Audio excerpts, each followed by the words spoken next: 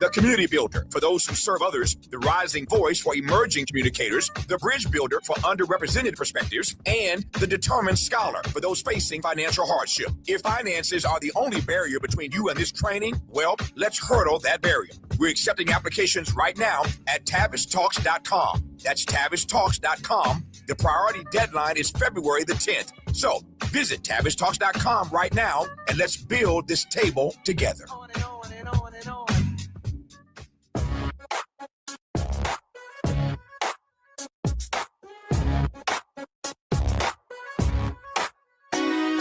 The Jesse Jackson Jr. Show.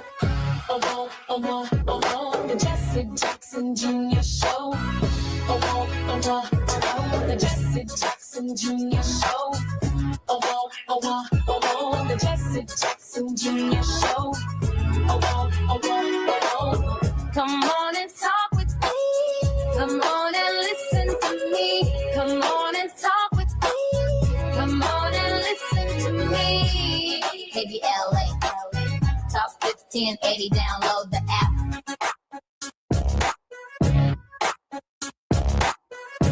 I'm Jesse Jackson Jr. Welcome to the Jesse Jackson Jr. Show on KBLA Talk 1580. Our very special guest in this hour is Dr. Wilmer J. Leon III, PhD, political scientist, whose primary areas of expertise are Black politics, American government, and public policy. For 11 years, he was a lecturer, teaching associate in the political science department at Howard University in Washington, D.C. Currently, Dr. Leon is a nationally broadcast radio host on Sirius XM Satellite Radio, Channel 126, nationally syndicated columnist, and regular political commentator on national and international news programs. Dr. Leon earned a BS degree in political science from Hampton Institute, a master's in public policy from Howard University and a PhD in political science from Howard University. He was a contributing author to Democratic Destiny and the District of Columbia, Lexington Books 2010. His latest book is Politics, Another Perspective, Commentary and Analysis on Race, War, Ethics, and the American Political Landscape. Dr. Leon, welcome forward to the Jesse Jackson Jr. Show. As always, thanks for bringing me forward. How you doing? I am so grateful that you're here. Dr. Leon, before we get to the subject matters that we were initially going to just discuss for the hour, these are some pretty peculiar times that we find ourselves living in. In the first segment of our show, can you give us a brief overview of what your work has shown and how this is coming together at this moment? Wow, that's a challenging question. Let me simply try to put it this way. In 2019, in a Frontline interview, Steve Bannon, then Trump's key political advisor, and he's still within that sphere, told us that the mission of the Trump administration would be the deconstruction of the administrative state. Mm. And in this campaign, we've got Russell Vought, who is now Trump's director of the Office of Management and Budget, who told us that we are in a post-constitutional America. And Russell Vought is also one of the co-authors of Project 2025, which, if anyone remembers, Donald Trump tried to disavow any, if not all, knowledge of at the time. So what they have told us what they're going to do. This is no mystery. And so it boggles my mind how, particularly when you listen to mainstream media, they want to they want to present this as though this is a shock. This is a surprise. When you listen to some of these town hall meetings coming from the Midwest, coming from red states, and you now have American soy farmers, you have American beef farmers, you have a number of other folks saying, we didn't vote for this. Yes, you did. Make no mistake. They told you very clearly what they were going to do. But you thought it wasn't going to happen to you. So what you're saying is, when you hear MAGA people, when you hear Marjorie Taylor Greene just said yesterday or the day before, MAGA is a lie. Marjorie Taylor Greene told us, but Marjorie, then you're a liar, because you donned the MAGA hat, you wrapped yourself up in the MAGA flag, you attacked anybody that 2 years ago was telling the truth that it was a fraud. But glad you finally found Jesus. So when you hear these folks say, I didn't vote for this, what they're saying really is, hold up. You weren't supposed to screw me. You didn't tell me, you told me you were going to screw all them Mexicans. And I'm not Mexican. I'm not from Somalia. I'm not from Haiti. I'm white and I live in Iowa. And now I'm losing my farm because you canceled my soy contracts with China, and China now has gone to Brazil to get their soybeans. So what does that say about us? That is always my question. What does that tell us? My very special guest in this hour is Dr. Wilmer J. Leon, PhD, political scientist, whose primary areas of expertise are Black politics, American government, and public policy. He's a good friend of mine, and I'm particularly grateful that he's giving us a recap. When we come forward, we're going to talk about the Black church, the history of liberation in the Black church, and the meaning of Minneapolis. I'm Jesse Jackson Jr., listening to the Jesse Jackson Jr. Show on KBLA Talk 1580. More when we come forward. It's afternoon drive time with Jesse Jackson Jr. Only on KBLA Talk 1580.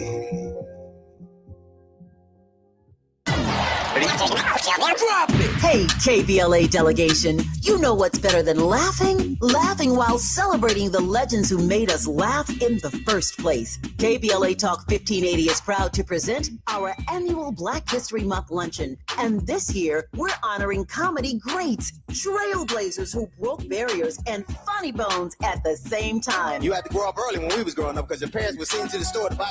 You was too young to buy. I want you to go to the store, give me a fifth of gin and a pack of cigarettes. Mama, I'm two. They ain't gonna let me have that. Here, take this note. You be a little boy walking down the street with liquor and cigarettes, and your neighbors be going, that's a good little boy right there. We need a little levity right about now. So we're rolling out the red carpet for comedy royalty. D.L. Hughley, Melanie Camacho, Earthquake, Lunel, Dion Cole, Martin Lawrence, and a surprise guest appearance. It's going up Thursday, February 26th in downtown LA at the Grammy Museum. An unforgettable afternoon of stories, celebration, and yes, plenty of laughs.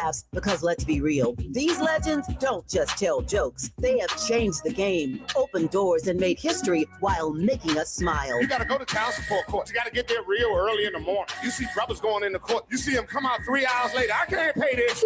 Let me talk to you, baby. Please, let me talk to the witness, Sean. Let me talk to the witness. Brother be working for 3 weeks, get his check is $43.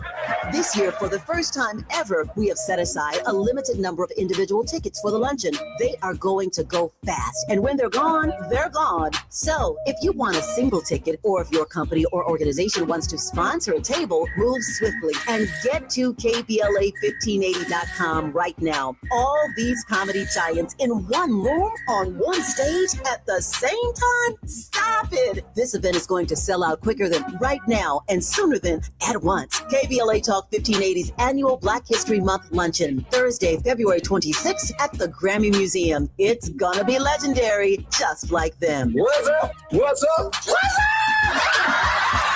You got to laugh the pain away. Did you know about 1 in 3 people with plaque psoriasis may also develop psoriatic arthritis, which causes joint pain, stiffness, and swelling? Does this sound like you? Listen to what it sounds like to be a million miles away.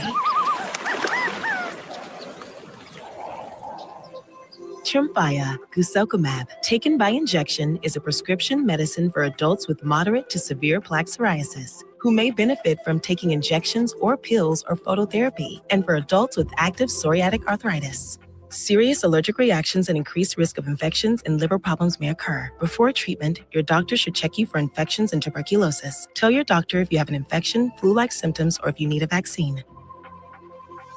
Imagine being a million miles away.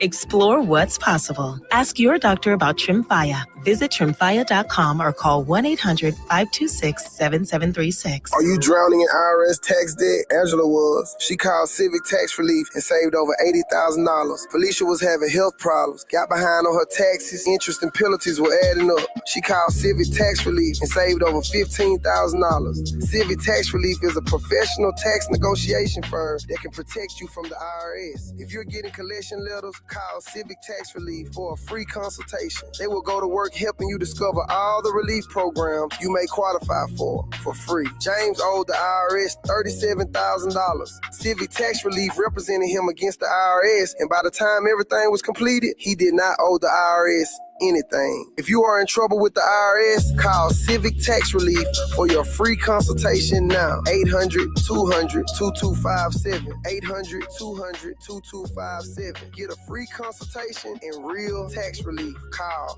800-200-2257. 800-200-2257. Now back to more of Jesse Jackson Jr. on KBLA Talk 1580.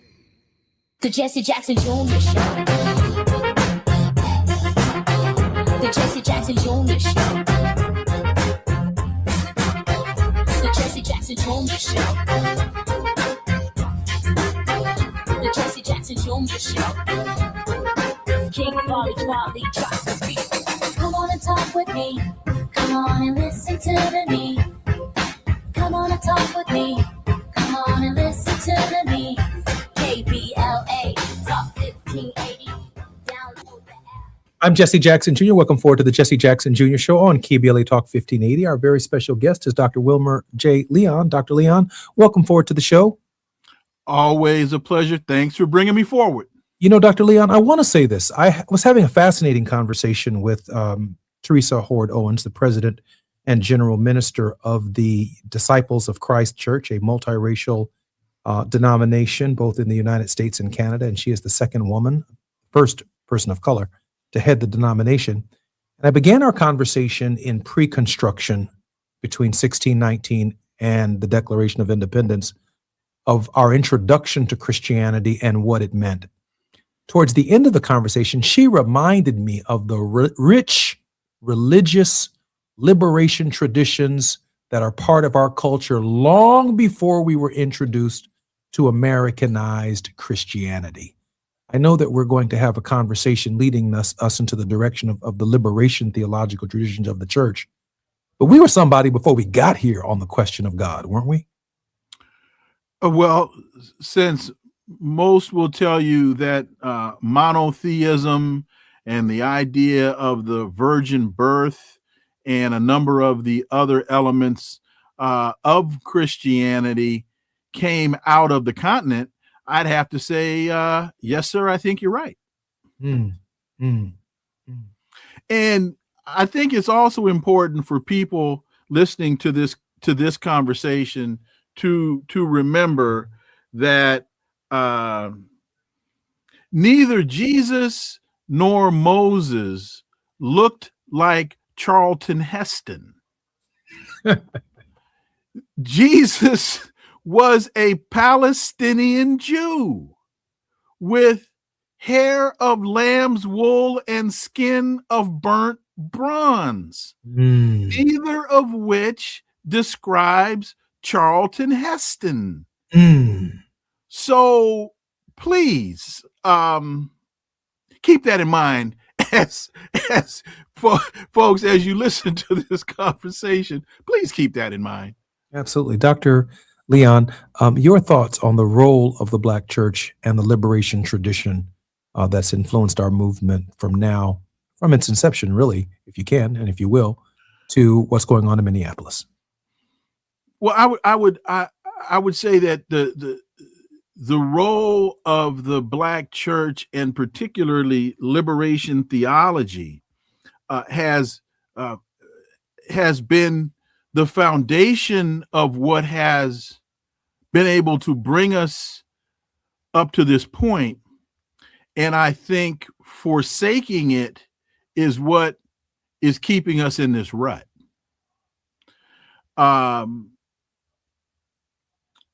If you now, theology is your area of expertise, not mine.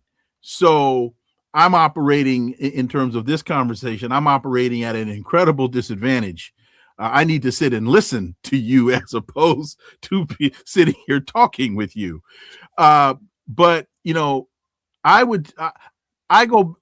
look at and read Howard Thurman.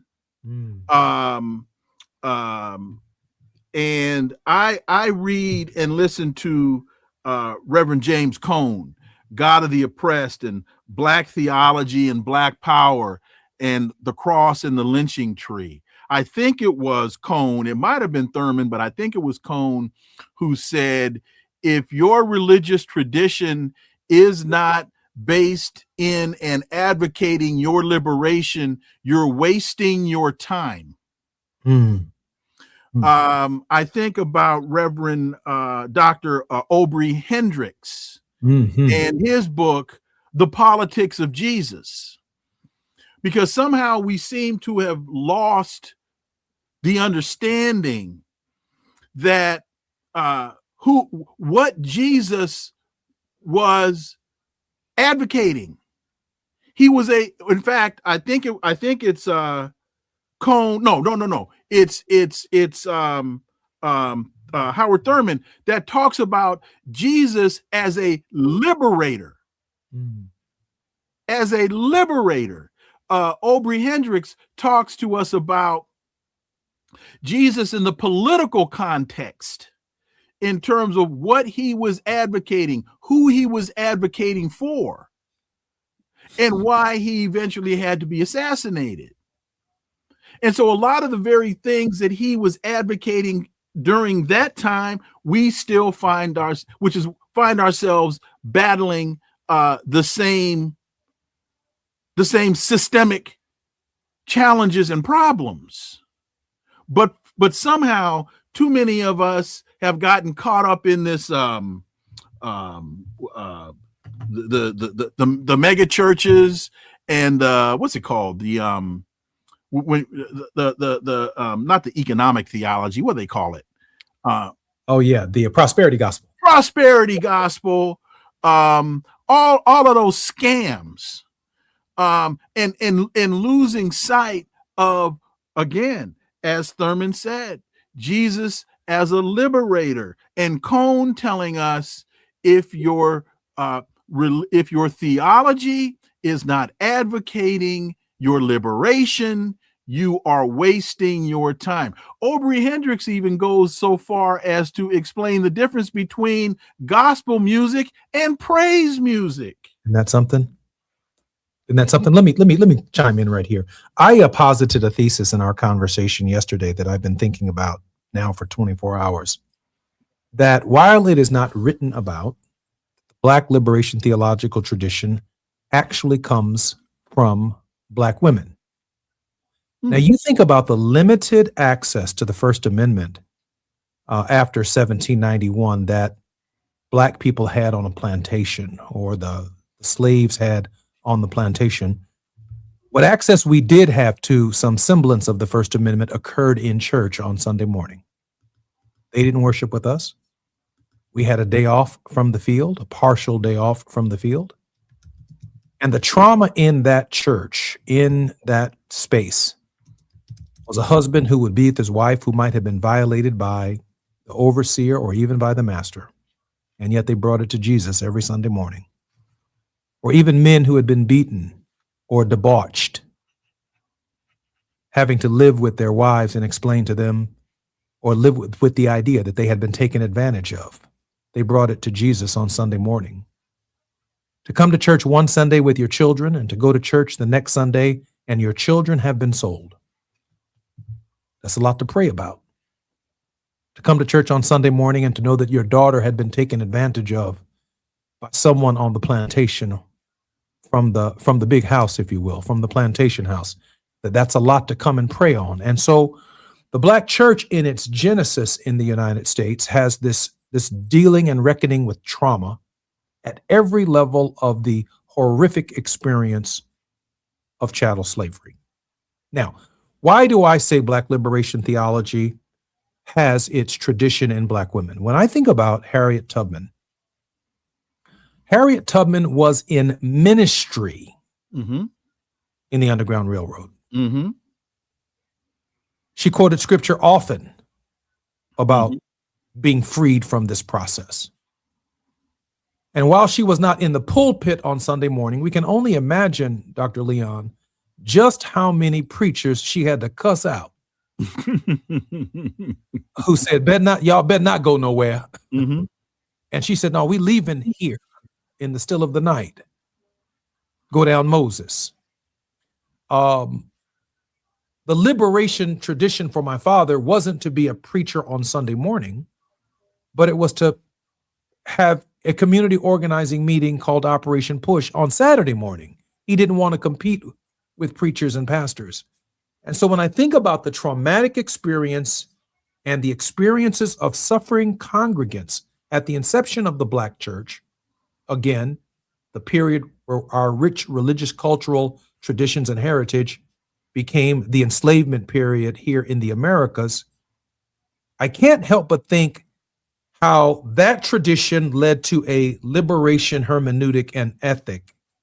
But when I think about pastors now and others flying from the balcony of a church to the pulpit on stilts and all kinds of cords and cables and all of the entertainment that the tradition has become, there's almost no room for the traumatic experience that gave birth to the dash towards freedom. Dr. Leon? Well, you know, as you were just saying that and talking about Harriet Tubman and that she had to cuss out a lot of pastors because she says, we're leaving here in the still of the night. It took me to something your father said. Your dad came to Hampton my junior year. And that was the first time that I was able to be in close personal proximity to your father and to hear him live. And one of the things that he talked to us about in his lecture was you can't play it safe. And so that when you just talked about Harriet Tubman, that just took me to your dad, because when you say she's cussing out the pastor saying we're leaving in the still of the night, what she was telling the pastor was we can't play it safe. The pastor was saying, don't risk it. Don't risk it. She was saying, if we don't risk it, there's no biscuit. And then your father comes in 1979 to Hampton and tells us as students at Hampton, you can't play it safe. When your father was on that balcony at the Lorraine Motel, they weren't playing it safe. Is that your sense of where the Black church is today? That absolutely, it's playing it safe. Absolutely.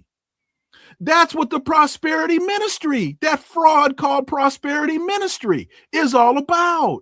Don't risk your middle class security. Don't risk your.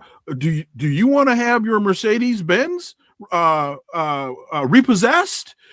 No, don't risk it.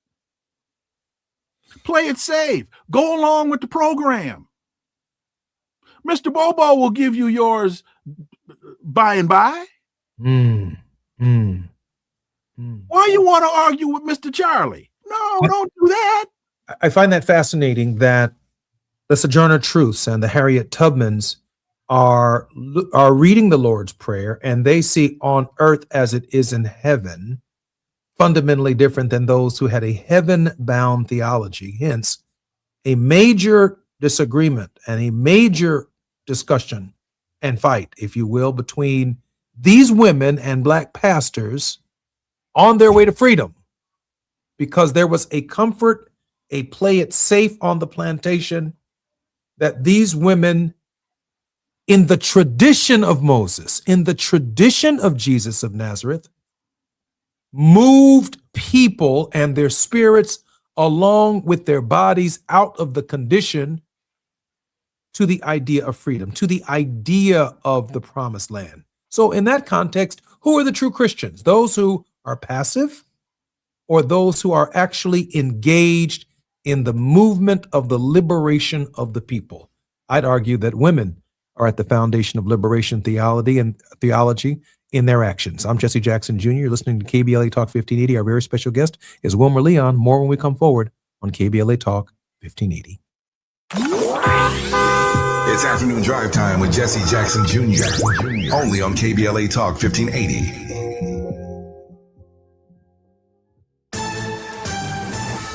I'm Amber Payton with BIN News Now. There's still no acting mayor in South Suburban Harvey, Illinois after the death of Black Mayor Christopher Clark. The mayor of the city, Harvey, is a part-time position. A special city council meeting failed to produce a winner, leaving alderperson Shirley Drewinski serving as mayor pro tem until another vote is scheduled. Journalist Don Lemon says his recent arrest was meant to embarrass him. The former CNN anchor told Jimmy Kimmel Live that federal agents detained him after he covered protesters who disrupted a church service in St. Paul. Lemon says his lawyer tried to argue a voluntary surrender but never heard back. And Black Los Angeles Mayor Karen Bass used her State of the City address to spotlight major events like the World Cup and Olympics while calling for unity in the city. She also said rebuilding in Pacific Palisades has been fast-tracked after last year's wildfire, even as critics accuse her of being unprepared and slow to help residents recover. Get BIN News Now on demand 24/7 on the iHeartRadio app. Think It Up is an initiative to activate student-powered, teacher-led learning projects. Students and teachers, how can you spark great learning experiences in your classrooms today? Join at thinkitup.org. Is this the time? This is the KBLA Sports Minute with Ray Richardson. The Clippers came home Monday night from a 3-game road trip and appeared to have some jet lag. They had a tough time with Philadelphia and ended up losing 128-113 at the Intuit Dome in Inglewood. Kawhi Leonard was the only bright spot for the Clippers with 29 points. The Lakers are at Brooklyn tonight, final game of their 8-game road trip. The NFL has some explaining to do. There were 10 openings in this offseason for a head coach. None of the 10 jobs went to an African American. The last 2 teams looking for a head coach, Arizona and Las Vegas, hired a white candidate to fill the position. NFL Commissioner Roger Goodell said the league needs to re-examine the Rooney Rule, which requires teams to interview at least 2 minority candidates. Somebody needs to tell Goodell that the coaching issue in the NFL goes way beyond the Rooney Rule. No debates, no speculation, just the info you need. That's your KBLA Sports Minute. I'm Ray Richardson. More news, opinions, and conversation when we come forward on KBLA Talk 1580.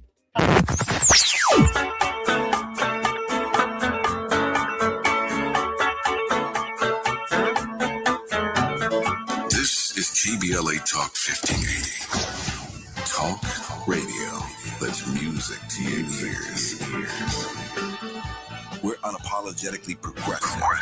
KBLA Talk 1580.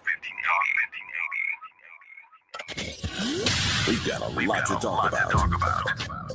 Hi, I'm Zoe Williams, a.k.a. the Voice of Reason, encouraging you to join me weekdays from 7 to 9 p.m. for the world's most intriguing relationship radio roundtable. Every night, I facilitate and encourage our loyal listeners to participate in the most engaging relationship discussions you'll hear anywhere. So make it a point to rendezvous with me, Zoe Williams, the Voice of Reason, Monday through Friday, 7 to 9 p.m. Pacific Standard Time. Trust me, your relationships will never be the same. The VOR is on fire tonight. Unapologetically progressive. KBLA Talk 1580. We've got your black. They call it progress. But progress has a price. Land once held in black hands, taken, stolen, erased. Acres paved into highways, fields burned. Homes replaced by parking lots and broken promises. Every deed lost was a dream deferred. We talk about millionaires, but what about the millionaires that never were? The farmers whose soil was seized. The families who watched their inheritance disappear. The wealth that never had a chance to grow because its roots were ripped from the ground. They took the land, but never the legacy, because the soil remembers, and so do we. Every story matters. Our mission is to collect, preserve, and amplify these stories. If this is part of your family's history, visit blacklandlost.org/share your story and help bring us closer to justice. KBLA Talk 1580, connecting you with the world. African Focus Incorporated is a community-based organization whose mission is to bring Africans and African Americans together, lead charitable initiatives on the motherland, and educate people from all walks of life on the beauty, legacy, and opportunity of Africa's 54 nations. And it's that time once again when African Focus is teaming up with KBLA Talk 1580 for our 8th annual African Focus Trailblazers Tour. Travel with us in 2026 when we're headed to the southern African nations of Zambia and Botswana for a historical, cultural, and vacation tour led by me, Dominique DePrima, Cultural Ambassador for African Focus Incorporated. Enjoy luxurious accommodations, conscious fellow travelers, shopping, adventures, cultural tours, wildlife safaris, and a giant waterfall, one of the world's 7 wonders, along with a chance to be of service at an orphanage on the continent. Become an AFI trailblazer by exploring the motherland with a nonprofit organization that has members in Africa and America to help roll out the red carpet for you, and together we'll make a difference and have fun doing it. For more information, visit africanfocus.org or call 310-676-7300. That's 310-676-7300 or africanfocus.org. Whether it's stateside or exploring the diaspora, we're with you every step of the way. African Focus and KBLA Talk 1580. Come go with us. You're listening to Jesse Jackson Jr. on KBLA Talk 1580. The Jesse Jackson Jr. Show. The Jesse Jackson Jr. Show. The Jesse Jackson Jr. Show. The Jesse Jackson Jr. Show. King Quality drops the beat. Come on and talk with me. Come on and listen to me. Come on and talk with me. Come on and listen to me. KBLA Talk 1580. Download that. I'm Jesse Jackson Jr. Welcome forward to the Jesse Jackson Jr. Show. This is Tenacious Tuesdays, and our very special guest in this hour is none other than Dr. Wilmer J. Leon, PhD, political scientist, whose primary areas of expertise are Black politics, American government, and public policy. Dr. Leon is a regular contributor on truthout.org, theroot.com, politicsincolor.com, blacknews.com, Black Agenda Report, Black Politics on the Web, and over 200 newspapers and other websites across the country. He can also be seen as a regular contributor and analyst on TV One's News on Now with Roland Martin, Press TV, and RTTV. Dr. Leon, welcome forward to the Jesse Jackson Jr. Show. Appreciate the opportunity. Thank you. I'm so grateful that you're here, sir. Doc, if we can fast forward it to what we're looking at in terms of what's taking place in the United States today, in particular in Minneapolis. I know you have some profound thoughts about what we're looking at in terms of the disintegration of the democratic system and the republic itself.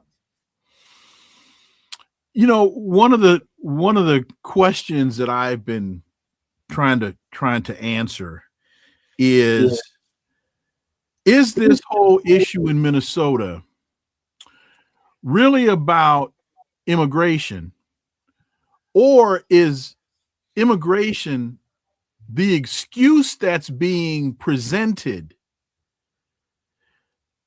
as Donald Trump is testing the system to see how far he can push it as he wants to institute martial law?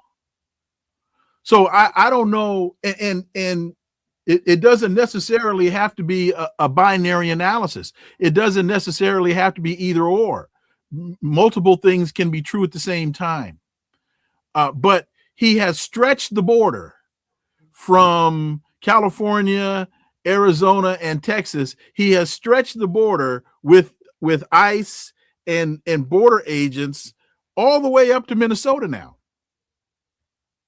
And he is arresting, shooting American citizens who are exercising their First Amendment rights of free speech and the right to protest, to petition the government to redress grievances. Again, Russell Vogt told us that we are in a post-constitutional America. So they being ICE, they are now even the director of Homeland Security has told his ICE agents, you don't need a judicial warrant to enter a home. You can enter it on an administrative warrant. That's a direct violation of the Fourth Amendment. Absolutely, it is. So, and again, when you look at who's being arrested, when you look at he's shooting white women in the face. Mm-hmm. He's not shooting Mexicans and Latinos and Somalis and Haitians. They shoot now. They in Minnesota shooting white people. So, Dr. Leon, in this moment, I'm thinking about a Southern tactic during Jim Crow and before the Civil Rights Act of 64 and the Voting Rights Act of 65. I'm thinking about the Southern governors and sheriffs and others who would encourage Black people to get on a bus, and he would send them to Massachusetts to meet the Kennedys. And he would tell them that if you go north, there are jobs north, there are opportunities north. And we're going to drop you off right in front of the Kennedys' house because the Kennedys are ready to meet y'all when y'all get up there. Of course, when they got off the bus in their Sunday's best, right in front of the Kennedys' house, the Kennedys were not there, nor were they expecting visitors. And then I think about the only way Venezuelans and immigrants come into the United States by way of crossing the southern border. Governor Texas, Governor Abbott of Texas, and DeSantis and others, sending immigrants in the cold to Chicago and to Minneapolis. And these cities declare the need, rather than watching people freeze to death, to be sanctuaries for human beings. And then, as you correctly stated, Donald Trump extended the border from the South, from California, all the way to those places that these governors sent these people who were yearning to breathe free into our cities, creating the kind of mayhem that is a result of these ICE agents not following the Constitution or abide by any constitutional construct with respect to engaging American citizens or people who have rights to be here in the United States. But because their skin is brown, because they speak a different language, they find themselves the victims of the brutality of the United States government. I'm wondering in this moment if the parallel between the reverse freedom rides for Black folks and, if you will, the reverse freedom rides for Venezuelans and Latinos, that is, you're here in the North now they're going to take you back and send you back to the country of origin, is the strongest possible signal from my perspective that America is no longer, Dr. Leon, a welcoming country. I think you're absolutely right. There's a great book. Shoot, I'm looking for it on my bookcase. I can't find it at the moment. Anyway, having to do with it's the history of United States regime change or coup d'etats, and Stephen Kinzer wrote the book. And again, I'm drawing a blank on it. But anyway, the point is, folks that want to engage in this conversation about immigration, they need to understand the history of United States involvement in foreign countries. And because if you don't understand that history, then I don't think you can intelligently have a conversation about this issue. There's an adage with you being in and from Chicago. I think the saying, "Don't start nothing, won't be nothing."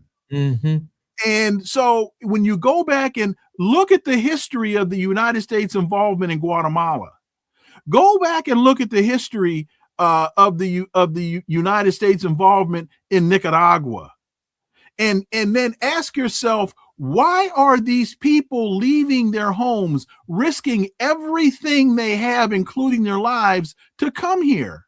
Well, and then ask yourself, why aren't we going to Guatemala? Why aren't we going to Nicaragua? Because we're good where we are.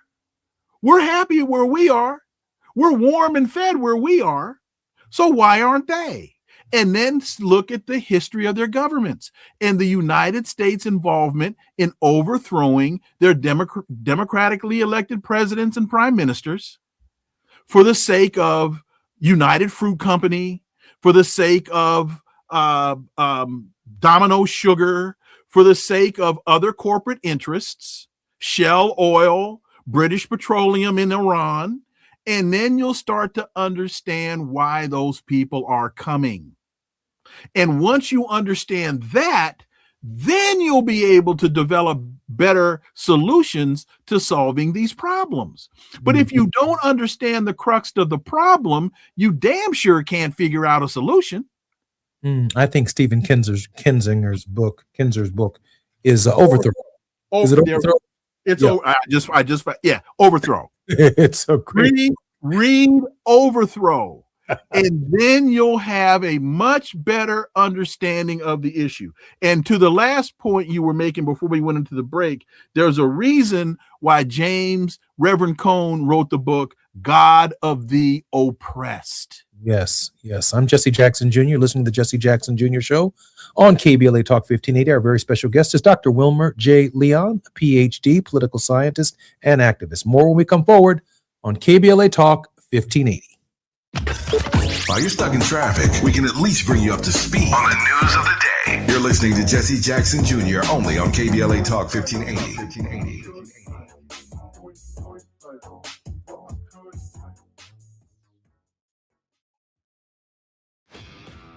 This is the story of the one.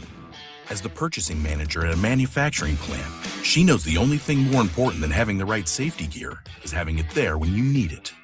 That's why she partners with Grainger for auto reordering, so her team members can count on her to have cut-resistant gloves on hand, and each shift can run safely and efficiently. Call 1-800-GRAINGER, click Grainger.com, or just stop by. Grainger, for the ones who get it done. LifeLock, how can I help? The IRS said I filed my return, But I haven't. 1 in 4 tax-paying Americans has paid the price of identity fraud. What do I do? My refund, though. I'm freaking out. Don't worry, I can fix this. LifeLock fixes identity theft guaranteed and gets your money back with up to $3 million in coverage. I'm so relieved. No problem. I'll be with you every step of the way. 1 in 4 was a fraud-paying American. Not anymore. Save up to 40% your first year with promo code NEWS at LifeLock.com. Terms apply. February 4th is Transit Equity Day. To mark the occasion, Metro is offering free rides all day on the 4th. Providing safe, accessible, and affordable transportation is a commitment Metro makes year-round. Learn more at thesource.metro.net. USC Visions and Voices invites you to the LA premiere of Major, an exciting new dance theater performance exploring the legacy of Majorette dance. Directed by award-winning choreographer Ogemdi Ude, Major combines music and movement to explore what it means to be proudly Black and proudly femme. Join us on Wednesday, February 4th at USC's Bovard Auditorium. Reserve your free ticket now at visionsandvoices.usc.edu. That's visionsandvoices.usc.edu.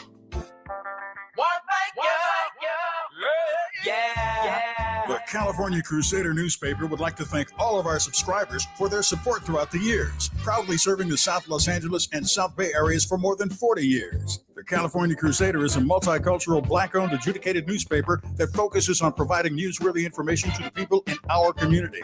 We're constantly looking for ways to assist businesses in our community to connect with our subscribers. We provide low-cost, effective ways to promote your business with our reasonable and affordable advertising rates. You can participate by suggesting, sharing, and submitting your stories on the California Crusader newspaper Community Share Facebook group page, or visit our website at cal-cruise-news.com. That's cal-cruise-news.com. Then click on the Submit Now button located on the top right corner of the homepage, or text CCN to 42828. Again, text CCN to 42828. The California Crusader newspaper, working together to build a better community for our future. Subscribe today. KBLA Talk 1580. We've got a lot to talk about. KBLA Talk 1580, connecting you with services and solutions. Worried about eviction? You have rights, and Stay Housed LA can help. Stay Housed LA is a partnership between LA County, the City of Los Angeles, and local service providers. From Lancaster to Long Beach, we're here to help you with tenant education workshops, legal clinics, free legal services for eligible tenants, and online resources about tenant protection laws. Don't face eviction alone. Call our hotline at 1-888-694-0040. That's 1-888-694-0040. Or visit stayhousedla.org. Stay Housed LA, keeping Los Angeles residents in their homes. Stay Housed LA, your rights, your home, our community. This is a community call to action from KBLA Talk 1580. Now back to more of Jesse Jackson Jr. on KBLA Talk 1580. The Jesse Jackson Jr. Show. The Jesse Jackson Jr. Show. The Jesse Jackson Jr. Show. The Jesse Jackson Jr. Show. King Volley, drop the beat. Come on and talk with me. Come on and listen to me. Come on and talk with me. Come on and listen to me. KBLA Talk 1580. Download the app. I'm Jesse Jackson Jr. It's February 3rd, and there are key Black history events on February 3rd in the history of our people. In 1870, the ratification of the 15th Amendment occurred on February 3rd, granting voting rights to Black men. Autherine Lucy becoming the first Black student at the University of Alabama in 1956. Jack Johnson won his first title in 1903, a milestone highlighting major progress in civil rights, education, and sport. Eric Holder Jr. was sworn as the nation's first African-American Attorney General. Bill White named National League president in 1989. Former MLB player Bill White was named president of the National League, making him the first African-American to head a major U.S. sports league. And on February 3rd, the New York school boycott of 1964.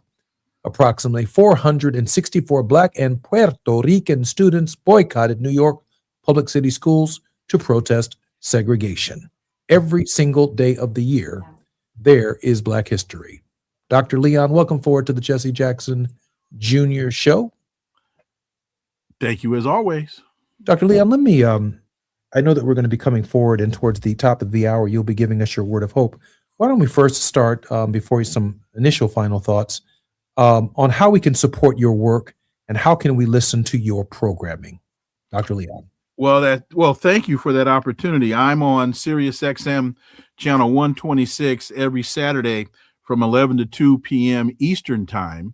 So greatly appreciate folks tuning in there. I had a podcast which we had to suspend due to financial issues. So I'm working on bringing it back. I got a lot of support from folks in Chicago, and so we're working on bringing it back. So hopefully, once we get all that ironed out, you'll allow me to come back and let people know how they can contribute to the effort and bring the program back. That show, you can still go to YouTube and find it was called Connecting the Dots with Dr. Wilmer Leon. It was on Monday through Friday from 3 to 4 Eastern. But again, you can find me on Sirius XM channel 126 Urban View Saturdays from 11 to 2 Eastern. Doc, in light of that, and we do support your work, and we will have you back on to give more information about your program, Connecting the Dots, once it's ready to go. Don Lemon was arrested recently, Dr. Leon, and the attack on the First Amendment seems to be an attack on Black voices who are taking advantage of the First Amendment. Your thoughts, Dr. Leon?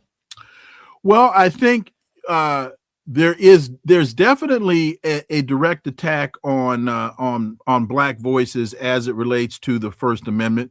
But when you look at all of the protesters, for example, in Minnesota that are being harassed, that's an attack on the First Amendment as well. Mm-hmm. The freedom to petition your government for redress of grievances. So I think that I think we because there are fewer of our voices in these types of spaces, for example, your show, my show, Don Lemon having been formerly on CNN, there are fewer of our faces in those spaces. when we come under attack, it is much more obvious than the average American. But there is a direct attack on the First Amendment, and we need to understand that there are those that I've heard when it comes to Minnesota and looking at those issues. There are those in our community who are saying, well, look, that's their fight. That's not our fight. But we can't afford to take that position for a number of reasons. And because when they're done with, they are practicing on them, we will eventually be caught up in that dragnet. And when you look at the technology that's being used, the surveillance technology that's being used in Minnesota, that's being used in Chicago, that's being used in Los Angeles, the companies such as Palantir, which has a direct link to the Israeli Defense Forces. They are using the same technology that they've been employing against Palestinians. They're using that technology against us now. So there are so many tentacles that are tying the foreign to the domestic, the broader community to our community. We can't afford to sit back and say, this is not our fight. Dr. Leon, your thoughts on Carter G. Woodson and Black history and the significance of this month. I had a student ask me just last week what was one of my favorite books, and I said, The Miseducation of the Negro. And she said, why The Miseducation of the Negro? I said, because if you want to start to get an understanding of our plight, if you want to start to get an understanding of how the system has been used against us to create a particular narrative, a particular story, to convince us to go along and get along, and as your dad said, not play it safe. Miseducation of the Negro is incredibly well written, incredibly well researched, very, very easy to read. And I always recommend to people that say to me, where do I start? I tell them, start with that book. Du Bois is brilliant, but a challenge to read. You've got to sit down and dig in order to get through The Souls of Black Folk or The Ordeal of Manzard or Dusk of Dawn. But if you want to start in the right spot, I believe even oh shoot, his name just left me. So anyway, start with Du Bois. Start with Miseducation of the Negro and Carter G. Woodson. That will whet your appetite, and from there you'll be able to go on to other more challenging authors. One of my favorite passages in The Miseducation of the Negro is he talks about our spending patterns and he talks about our behavior. And he said that we had become so accustomed to the system of oppression that even if offered the opportunity to walk in the front door. There you go. I'm going to let you finish that for me, Doc. That if there is no front door, you will go to the back. You will create one. You will go to the back. And if there is no door in the back, you will create one for yourself. It doesn't get much more creative than that. And it doesn't get any simpler than that. Every day I meet someone who has the right to go in the front door. They're used to going in the back door. And Carter G says, if there is no back door, because you've been conditioned to going in the back of the restaurant, you will cut a hole in the wall and climb through it. Dr. Wilmer Leon, thank you for being our very special guest in this hour. Thank you, my brother. You're always welcome. I'm Jesse Jackson Jr. You're listening to the Jesse Jackson Jr. Show. We are taking a survey of Black history with some of the best and brightest thinkers there are in the nation at this hour, and Dr. Wilmer J. Leon is certainly one of them. Very grateful for his regular contribution to the Jesse Jackson Jr. Show. Carter G. Woodson was a pioneering American historian, educator, and author known as the father of Black history. More on the Jesse Jackson Jr. Show on KBLA Talk 1580 when we come forward on Tenacious Tuesday. Barbara Arnwine's up next, y'all. Ah, beautiful. Come on, folks. Beautiful. Come on, folks. Beautiful. Tell her I said hello. I promise. I'll see you soon. All right.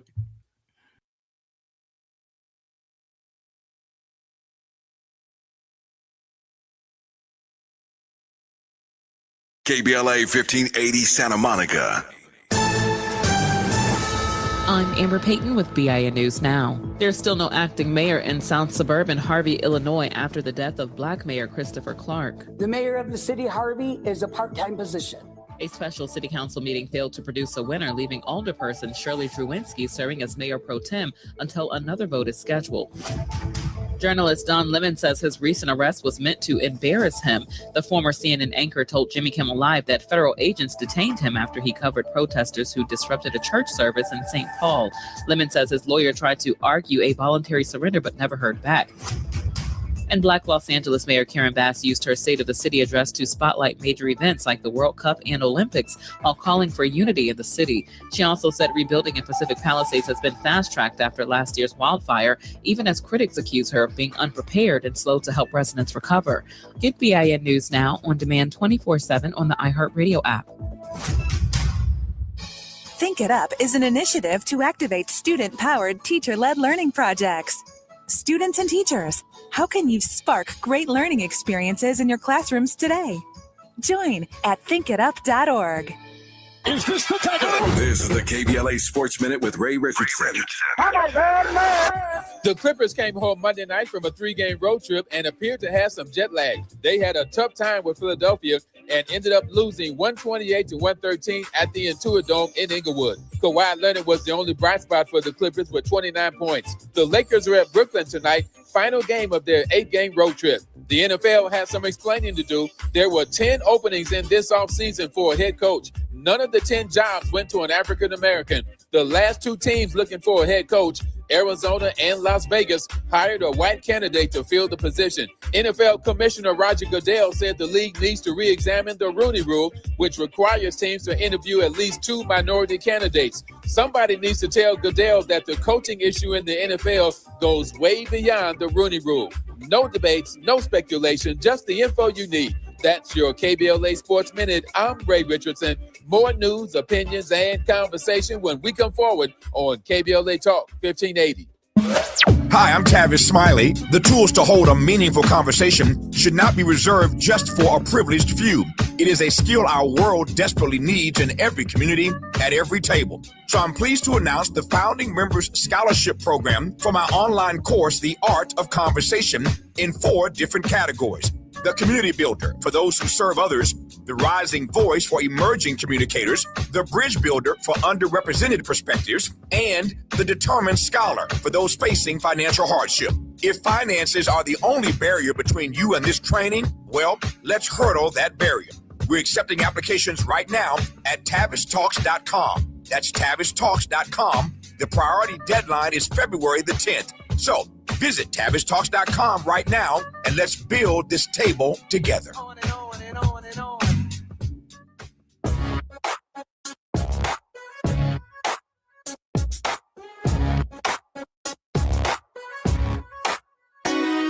Jesse Jackson Jr. Show. Oh, oh, oh, oh, the Jesse Jackson Jr. Show. Oh, oh, oh, the Jesse Jackson Jr. Show. Oh, oh, oh, the Jesse Jackson Jr. Show. Oh, oh, come on and talk with me. Come on and listen to me. Come on and talk with me. Come on and listen to me. KBLA, Talk 1580, download the app.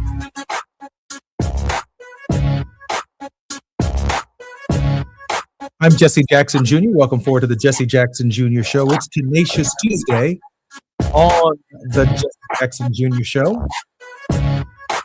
Our very special guest in this hour will be Barbara Arnwine, and she'll be coming up momentarily. But I want to read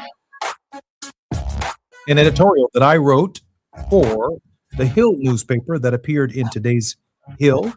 You can find it at thehill.com. And it's titled, "Millions of Americans Rely on the Affordable Care Act. They Deserve an Upgrade." More than 20 million Americans are getting hit with raging premiums for continued coverage under the Affordable Care Act, also known as Obamacare. Many of them will be priced out of affordable coverage. They've already had their last doctor appointments and picked up the remaining prescription covered under their insurance.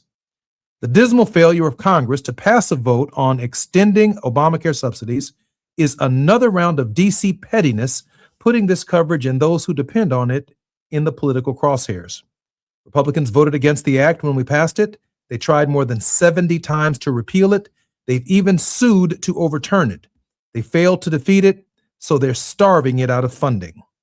While the fight over subsidies will continue to rage, Congress will be having more productive debate on how to upgrade the ACA, better serve the nearly 50 million Americans who rely on it. At 15 years old, the law is showing its age and the neglect that has come from it fighting for its own survival instead of evolving.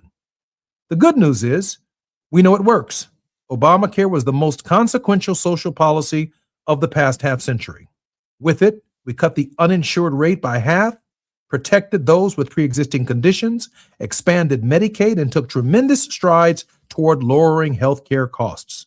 In 2025, enrollment in ACA plans reached record highs. The temporary expansion of subsidies during the pandemic and through the Inflation Reduction Act made premiums affordable for millions of middle-class families who previously earned too much to qualify for help. Making those subsidies permanent should be the floor, not the ceiling. Premiums are only part of the healthcare affordability crisis. Many encounter barriers to care after they're insured. High deductibles and unpredictable out-of-pocket costs still cause Americans to delay care, skip prescriptions, and avoid specialists. Upgrade the ACA to cap deductibles and total out-of-pocket costs as a percentage of income. Health insurance does not work if people are deterred from using it. Next, close the Medicaid coverage gap once and for all. In states that decline Medicaid expansion, millions of low-income adults still earn too much to qualify for Medicaid and too little to receive ACA subsidies. Their access to care depends entirely on where they live. That's a policy failure that disproportionately harms Blacks, Latinos, rural, and caregiving communities. Congress should create a federal fallback option in the ACA that guarantees coverage for people below the federal poverty level, regardless of geography. Health coverage should not be a zip code lottery. An upgraded ACA should include a public option designed to lower costs. A Medicare-anchored public option with provider payments tied to Medicare rates plus modest margins would begin the real price competition to markets dominated one or two insurers. It could be automatically offered in underserved rural communities and available as a default option for people who are uninsured yet eligible. Done right, a public option would lower prices while stabilizing access in affected areas where there are disparities. An upgraded of the ACA must confront America's epidemic of medical debt. Even insured families are routinely pushed into collections after a healthcare crisis, which undermines their credit. Banning medical debt from credit card reports and funding automatic debt forgiveness for low-income patients would finally achieve something everyone in Congress ought be fighting for, preventing a serious illness from destroying the economic future of our families. Beyond coverage and cost, the ACA must rebalance the health care dollars and where they go. The system still overpays hospitals and specialty care practices while underinvesting in primary care, mental health, and maternal health. Updating essential health benefits to fully integrate behavioral health, increasing reimbursement for primary care, and funding community health workers and care navigators would pay dividends in outcomes and equity. Health tech can also expand access and improve quality if governed wisely. Telehealth should be permanently reimbursed to reach rural communities, people with disabilities, and those without reliable transportation. Broadband and digital access must be treated as part of America's healthcare infrastructure. Getting blood pressure monitors into homes could get and help more people to reduce their cardiac risks of events. Let's top off the upgrade by measuring the ACA by outcomes, not just enrollment. Federal programs should track disparities in maternal mortality, chronic disease management, and mental health access, and tie funding to results. That could help get the ACA past the chronic political bickering in Washington, D.C. The ACA never was meant to be frozen in time. It was meant to evolve. It's the law, and it's the only real plan ever offered to shape a better future for healthcare in America. It's time for all of Congress to accept and work together to make it the world's strongest health coverage. That was written today, and it appears in The Hill by Jesse Jackson Jr. If you want to save Medicare for all, if you want to save the Affordable Care Act, include dental, vision, and hearing, and bring millions of Americans into the system who, when they receive it, it will become the most popular program in the U.S. government. I'm Jesse Jackson Jr. You're listening to the Jesse Jackson Jr. Show. When we come forward, come on, folks. Barbara Arnwine, come on, folks. She's responsible for some of the great protests in the resistance movement of Donald John Trump and his presidency. I saw her this weekend on Alshi Velshi with one of her co-creators, and I'm hoping that both will be on our program just momentarily. More when we come forward on KBLA Talk 1580. I'm Jesse Jackson Jr. It's afternoon drive time with Jesse Jackson Jr. Only on KBLA Talk 1580.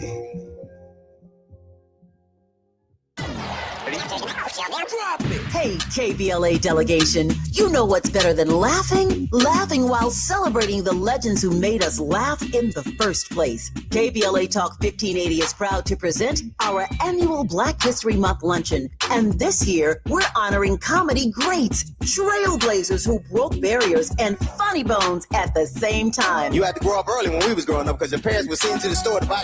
You was too young to buy. I want you to go to the store, give me a fifth of gin and a pack of cigarettes. Mama, I'm 2. They ain't gonna let me have that. Here, take this note. You be a little boy walking down the street with liquor and cigarettes, and your neighbors be going, that's a good little boy right there. We need a little levity right about now. So we're rolling out the red carpet for comedy royalty. D.L. Hughley, Melanie Camacho, Earthquake, Lunel, Dion Cole, Martin Lawrence, and a surprise guest appearance. It's going up Thursday, February 26th in downtown LA at the Grammy Museum. An unforgettable afternoon of stories, celebration, and yes, plenty of laughs. Because let's be real, these legends don't just tell jokes. They have changed the game, opened doors, and made history while making us smile. You gotta go to child support court. You gotta get there real early in the morning. You see brothers going into court. You see them come out 3 hours later. I can't pay this. Let me talk to you, baby. Please, let me talk to the witness, Sean. Let me talk to the witness. Brother be working for 3 weeks, get his check is $43. This year, for the first time ever, we have set aside a limited number of individual tickets for the luncheon. They are going to go fast, and when they're gone, they're gone. So if you want a single ticket, or if your company or organization wants to sponsor a table, move swiftly and get to KBLA1580.com right now. All these comedy giants in one room on one stage at the same time? Stop it! This event is going to sell out quicker than right now and sooner than at once. KBLA Talk 1580's annual Black History Month luncheon, Thursday, February 26th at the Grammy Museum. It's gonna be legendary, just like them. What's up? What's up? What's up? You got to laugh the pain away. Did you know about 1 in 3 people with plaque psoriasis may also develop psoriatic arthritis, which causes joint pain, stiffness, and swelling? Does this sound like you? Listen to what it sounds like to be a million miles away.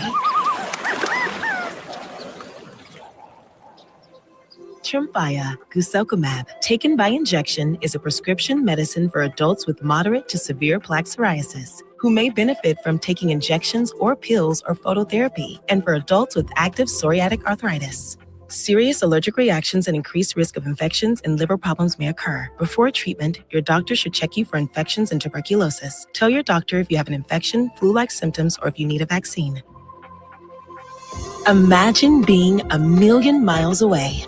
Explore what's possible. Ask your doctor about Tremfya. Visit Tremfya.com or call 1-800-526-7736. Are you drowning in IRS tax debt? Angela was. She called Civic Tax Relief and saved over $80,000. Felicia was having health problems, got behind on her taxes, interest and penalties were adding up. She called Civic Tax Relief and saved over $15,000. Civic Tax Relief is a professional tax negotiation firm that can protect you from the IRS. If you're getting collection letters, call Civic Tax Relief for a free consultation. They will go to work helping you discover all the relief programs you may qualify for free. James owed the IRS $37,000. Civic tax relief represented him against the IRS, and by the time everything was completed, he did not owe the IRS anything. If you are in trouble with the IRS, call Civic Tax Relief for your free consultation now. 800-200-2257. 800-200-2257. Get a free consultation and real tax relief. Call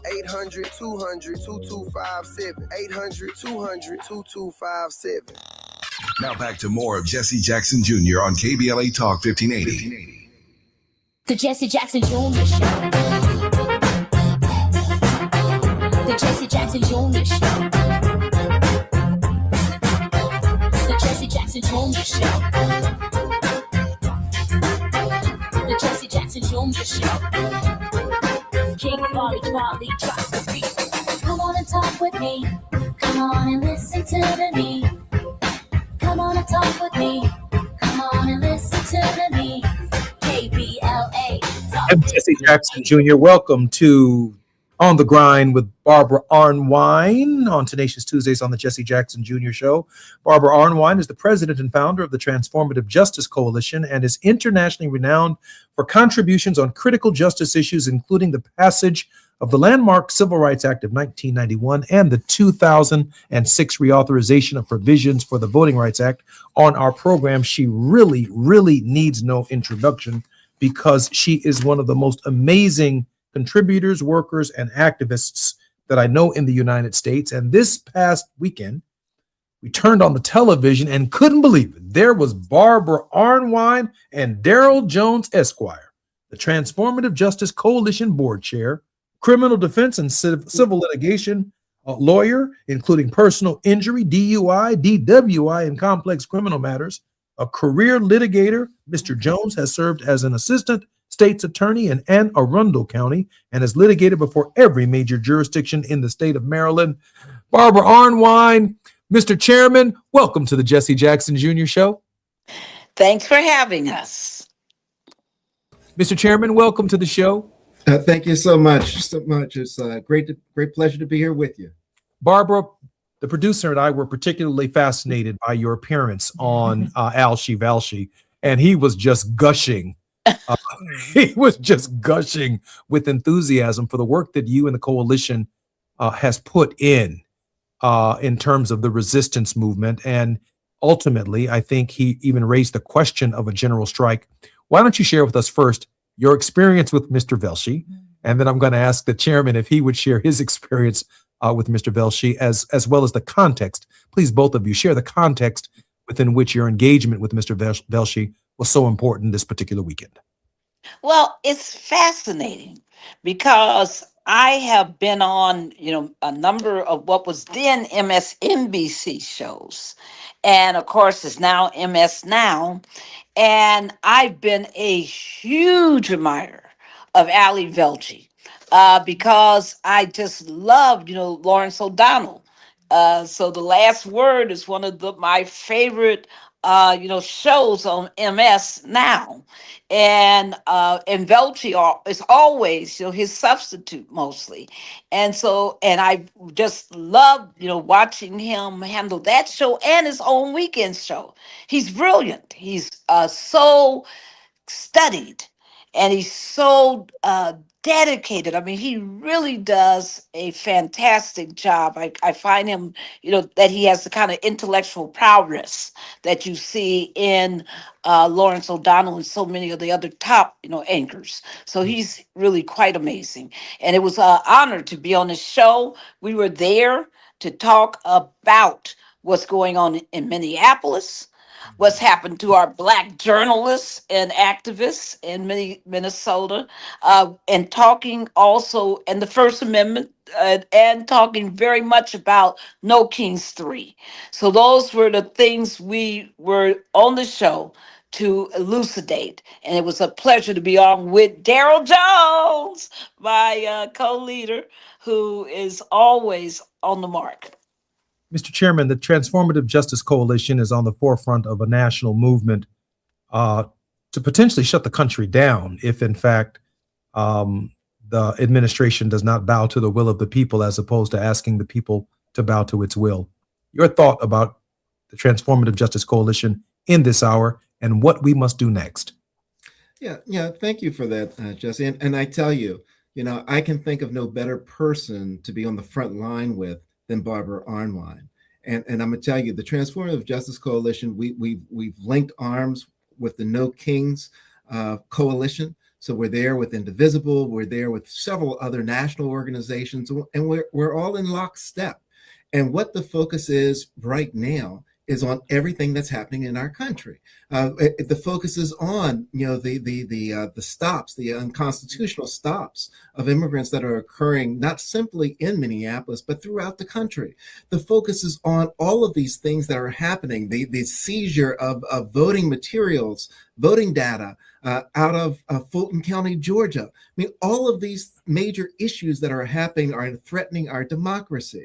So on March the 28th, we invite everyone to go to nokings.org and to raise your voice, because what we know is that when we're facing authoritarian times like we are right now, it's not about are we going to head toward authoritarianism. We're in it. We're in the beginning stages of this. We're well into it. The question now is, do we have the fortitude? Do we have the will? Do we have the backbone to stand up against what we're now facing? That's what March the 28th is all about. That's what the No Kings rallies around this country are going to be about. It's the time to raise our voice, the opportunity to raise our voice. And we want to be certain to be at the forefront of encouraging people to have that opportunity and to get out off the sidewalks into the streets and cause good trouble and let the administration and everyone know that the direction that they're going is not a direction that democracy should be going in, and we need to open everything up. Barbara, the chairman cited the seizing of materials in the Fulton County jurisdiction, and the president and Ms. Noem most recently said that they would take pressure off of Minneapolis if the state of Minnesota would give them access to their voter rolls. And the president said, I think within the last 48 hours, that there might be as many as 15 jurisdictions around the country where he is holding them to a similar standard in terms of what he refers to as corruption at the polling place.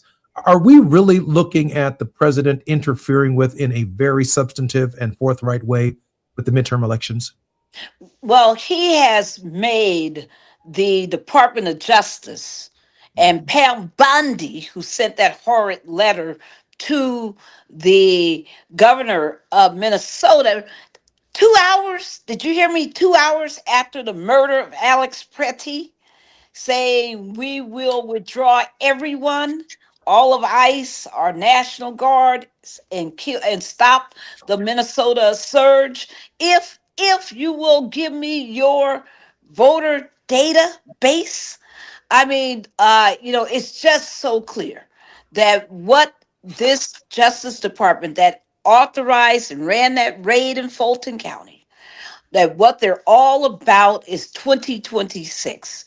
Allegedly, they said Fulton County was about 2020 in the past election. No, people, no. Don't fall for that. Because all they're saying is that they want to know who voted in 2024, 2020, and they want to know how they can block those voters. And it is critical that we protect voters. Thank God, and I give all the praise to every single jurisdiction that has said no to the Trump administration, who has asked for their voter databases. Who do you think these 15 cities are? Come on, folks, don't you know who they are? He done been calling them forever. You just take any city with a strong African-American voting base, and that's who he's talking about. Don't be fooled, but I don't want to miss something here. Folks, fascism is about achieving its goal. It will not stop. It will kill whites if it has to, and it has. And it will keep killing white people. It'll keep killing anybody who gets in their way. It has no respect for the individual, no respect for the Constitution, no respect for our rights. All it cares about is domination and its ability to occupy and dominate every single sector in this country. And it's imperative that every one of us remind Mr. Trump, remind everyone else that the Constitution doesn't say we the president, doesn't say we the Congress, it doesn't say we the right wing, it says we the people. And the people are going to make their voices heard. You watch us. March 28th, we're coming out in force. You think you've seen it already in Minneapolis? You think you saw it last weekend brilliantly in Chicago? You thought you saw it in Denver? You thought you've been watching it in Utah, New York, etc. Get ready for March 28th. I know when to pass the plate. Barbara, how can we support the Transformative Justice Coalition? We are grateful for any contributions that you can make at tjcoalition.org. That's for the Transformative Justice Coalition, tjcoalition.org. We're serious. We're not out here just talking. We're in these streets. We're protecting our people. We're going to fight for our journalists. We're going to fight for our voters. We're never going to back down. Mr. Chairman, to be a student of Barbara Arnwine is to be on a tremendous journey of knowledge, inspiration, and motivation. I'm thinking, because we have about 4 minutes before we come forward, that Donald Trump's efforts in these cities are likely to coincide with the Robinson versus Calais decision on Section 2, creating even further disruption if he continues the behavior that he's initiated in Fulton County and the behavior that he is suggesting is the only way to de-escalate in Minnesota. Mr. Chairman, your thoughts on the consequences of that major disruption in the middle of the midterms as well?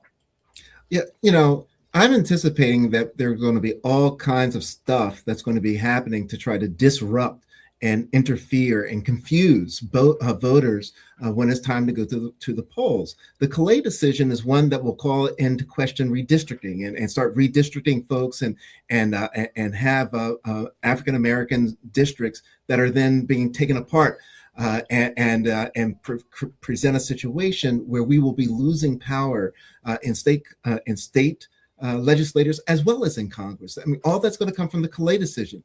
We know that there are states right now that have already put in place the call for emergency sessions to change redistricting the moment that the Calais decision comes down.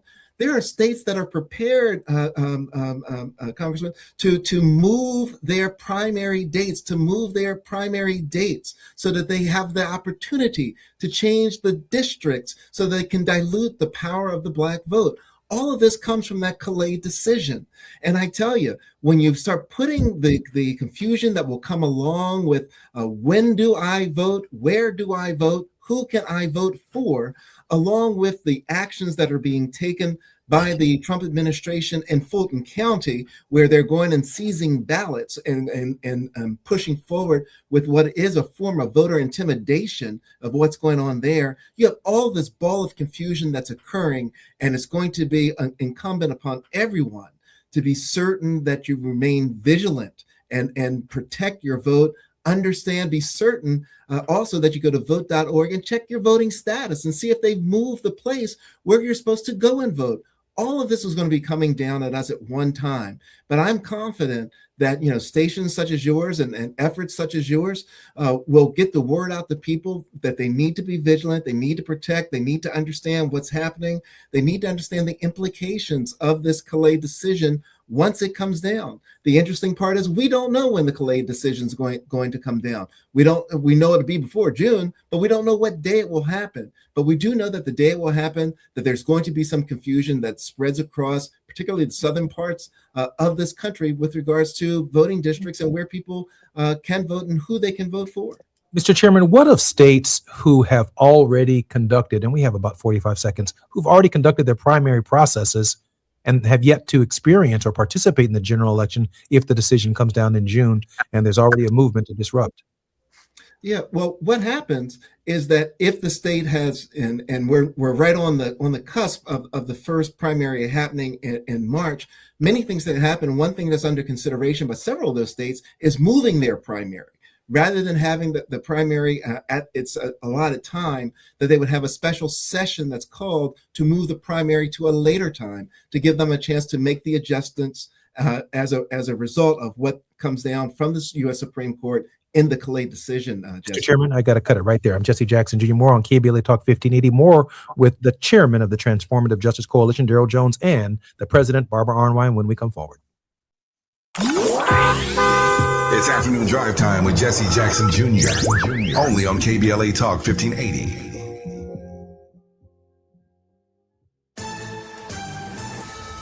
Amber Payton with BIN News Now. South Florida Democrats are calling for a permanent extension of temporary protected status for Haitians, a day after a judge blocked the Trump administration from ending it. These are our community leaders. These are small business owners. Party Chair Nikki Fried says Florida is home to about half of TPS residents and is urging a pathway to citizenship for more than 350,000 Haitians facing violence and unrest back home. A South Dakota bill that would make interrupting religious services a felony is moving forward. The measure passed committee and is now headed to the Senate Judiciary Committee following last week's anti-ICE protest at a Minnesota church that led to the arrest of journalist Don Lemon. And rapper Nicki Minaj says she began publicly supporting President Trump after seeing what she described as bullying and unfair treatment toward him. In a podcast interview with Katie Miller, Minaj says her stance was driven by watching how Trump was treated. Get BIN News Now on demand 24/7 on the iHeartRadio app. Think It Up is an initiative to activate student-powered, teacher-led learning projects. Students and teachers, how can you spark great learning experiences in your classrooms today? Join at thinkitup.org. This is the KBLA Sports Minute with Ray Richardson. The Clippers came home Monday night from a 3-game road trip and appeared to have some jet lag. They had a tough time with Philadelphia and ended up losing 128-113 at the Intuit Dome in Inglewood. Kawhi Leonard was the only bright spot for the Clippers with 29 points. The Lakers are at Brooklyn tonight, final game of their 8-game road trip. The NFL has some explaining to do. There were 10 openings in this offseason for a head coach. None of the 10 jobs went to an African American. The last 2 teams looking for a head coach, Arizona and Las Vegas, hired a white candidate to fill the position. NFL Commissioner Roger Goodell said the league needs to re-examine the Rooney Rule, which requires teams to interview at least 2 minority candidates. Somebody needs to tell Goodell that the coaching issue in the NFL goes way beyond the Rooney Rule. No debates, no speculation, just the info you need. That's your KBLA Sports Minute. I'm Ray Richardson. More news, opinions, and conversation when we come forward on KBLA Talk 1580.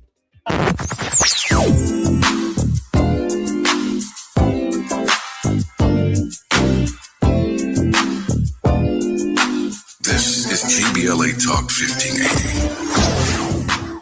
Talk radio. That's music to your ears. We're unapologetically progressive. KBLA Talk 1580. Hi, I'm Tavis Smiley. The tools to hold a meaningful conversation should not be reserved just for a privileged few. It is a skill our world desperately needs in every community, at every table. So I'm pleased to announce the Founding Members Scholarship Program for my online course, The Art of Conversation, in 4 different categories. The Community Builder, for those who serve others, the Rising Voice for emerging communicators, the Bridge Builder for underrepresented perspectives, and the Determined Scholar for those facing financial hardship. If finances are the only barrier between you and this training, well, let's hurdle that barrier. We're accepting applications right now at TavisTalks.com. That's TavisTalks.com. The priority deadline is February the 10th. So visit TavisTalks.com right now and let's build this table together. LADWP urges everyone to always keep safety top of mind. If you see a downed wire, don't touch it. Stay far away and call 911 immediately. Downed wires can be deadly. Whether you're at home, work, or on the road, always assume the wire is live. Together, we can keep Los Angeles safe and powered. Learn more at ladwp.com/electric safety. KBLA Talk 1580, connecting you with the world. African Focus Incorporated is a community-based organization whose mission is to bring Africans and African Americans together, lead charitable initiatives on the motherland, and educate people from all walks of life on the beauty, legacy, and opportunity of Africa's 54 nations. And it's that time once again when African Focus is teaming up with KBLA Talk 1580 for our 8th annual African Focus Trailblazers Tour. Travel with us in 2026 when we're headed to the Southern African nations of Zambia and Botswana for a historical, cultural, and vacation tour led by me, Dominique DePrima, Cultural Ambassador for African Focus Incorporated. Enjoy luxurious accommodations, conscious fellow travelers, shopping, adventures, cultural tours, wildlife safaris, and a giant waterfall, one of the world's 7 wonders, along with a chance to be of service at an orphanage on the continent. Become an AFI trailblazer by exploring the motherland with a nonprofit organization that has members in Africa and America to help roll out the red carpet for you, and together we'll make a difference and have fun doing it. For more information, visit africanfocus.org or call 310-676-7300. That's 310-676-7300 or africanfocus.org. Whether it's stateside or exploring the diaspora, we're with you every step of the way. African Focus and KBLA Talk 1580. Come go with us. You're listening to Jesse Jackson Jr. on KBLA Talk 1580. The Jesse Jackson Jr. Show. The Jesse Jackson Jr. Show. The Jesse Jackson Jr. Show. The Jesse Jackson Jr. Show. King Volley, drop the beat. Come on and talk with me. Come on and listen to me. Come on and talk with me. Come on and listen to me. KBLA Talk 1580. Download the app. I'm Jesse Jackson Jr. Welcome forward to the Jesse Jackson Jr. Show and Tenacious Tuesday with Barbara Arnwine, where we're on the grind, and the chairman of the Transformative Justice Coalition, Daryl Jones Esquire. In 1870, on this date, the ratification of the 15th Amendment granting voting rights to Negro men. On this date, Eric Holder in 2009 was sworn in as the nation's first African-American Attorney General. And on this date, February 3rd, New York City school boycott in 1964, approximately 464,000 Black and Puerto Rican students boycotted New York City public schools to protest segregation. Barbara, Black history is every single day of the year. Attorney Arnwine? Barbara, I think we have you muted. Absolutely, 365. In fact, I would urge everyone listening and watching to please go to tjcoalition.org because we have a daily series out on Black History Month. And what we are doing, we're doing a number of things. One thing we're doing is making sure people know about the voting rights struggle as a part of Black history. All the many people, many of whom you never heard of, all the many events, most of which you have not heard of, that led to or having voting rights. Not just the what Congress did, but the fight in the states, the fight across this nation for African American voting rights. But we also are doing something new this year. Instead of just having the events and the major figures in the adult section, we have created a children's series where we tell the story of the history detectives, 3 young children and their dog Prince, and their whole effort to uncover and preserve Black history. regarding voting rights. And this time they're looking at the Declaration of Independence. It's really well done. It's produced by Caitlin Ornwine, and it's a product of the Transformative Justice Coalition. So if you want something daily, something where you can learn and something where you can teach your children or your children that you work with, please go to tjcoalition.org. Mr. Chairman, I had the privilege of speaking for your organization and for you just 2 years ago, I believe it was. And in this moment, I'm reflecting upon the rich history that was Perrin J. Mitchell, that was and is Kweisi Mfume, and Elijah Cummings, and now Kweisi Mfume again. The district that you are in, along with Barbara Arnwine, is one of the most sacred African-American congressional districts in the entire country. Can you share with us some reflections on the significance? I believe it's the 12th. So yeah, that's in Baltimore City. That's correct. And let me tell you, the district that's in Baltimore City that produced Congressman Perrin J. Mitchell, who was the first African-American congressman in the state of Maryland, and actually the first below the Mason-Dixon line post-Reconstruction. And he went on, he was one of the founders, as you know, of the Congressional Black Caucus, and was one of the chairmen of the Congressional Black Caucus. When Congressman Mitchell no longer served in that capacity, it then went to Kweisi Mfume, who he too then became one of the chairmen of the Congressional Black Caucuses. Once Kweisi Mfume left office and went with the NAACP as their chair, it then went to Elijah Cummings. And Elijah Cummings, just like Kweisi Mfume, just like Perrin Mitchell, he too became chair of the Congressional Black Caucus. And they were, all three just real powerhouses with regards to representing the interests of African Americans, not just in Baltimore, not just in the state of Maryland, but throughout the country. And now Kweisi Mfume, Congressman Mfume, is back in that seat after the passing of Elijah Cummings. So it's really just a very powerful district, very progressive district, very great leadership that we've had, and we're so pleased that you, Jesse, were able to come to our Perrin J. Mitchell dinner and just bring the house down with the speech. They're still talking about it. They say, when can he come back? So they're still talking about it, but it shows the importance of elections, and it shows the importance of electing people that are rooted in the community and are fighting for the community, because that's what Elijah was about. That's what Perrin was about.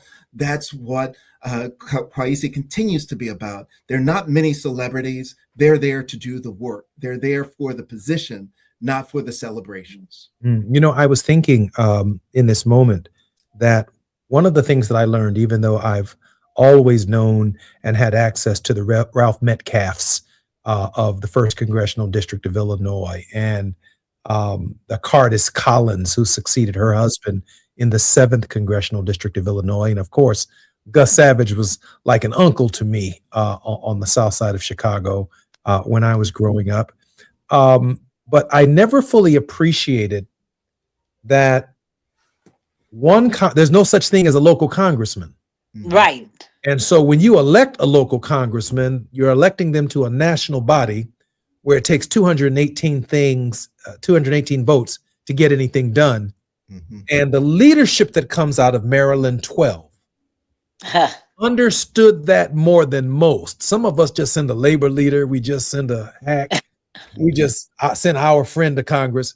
But them Negroes that come out of Baltimore 12, I mean, they come out of Baltimore 12, not only serving the district, but speaking to the entire nation for such a time as this. I am so proud of the people of Baltimore. People just don't understand.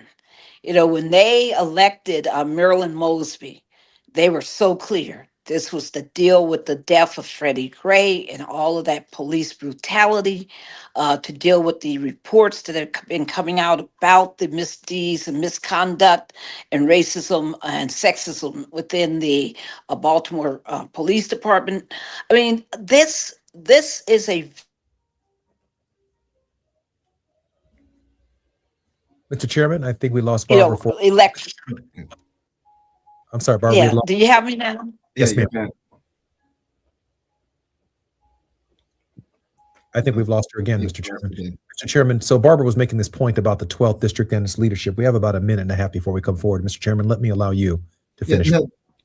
Baltimore City has just produced just phenomenal leadership, and it didn't begin with Perrin Mitchell. Let's see what Congressman Perrin Mitchell. We had Clarence Mitchell, who was the Lion of the Senate. Right. Absolutely.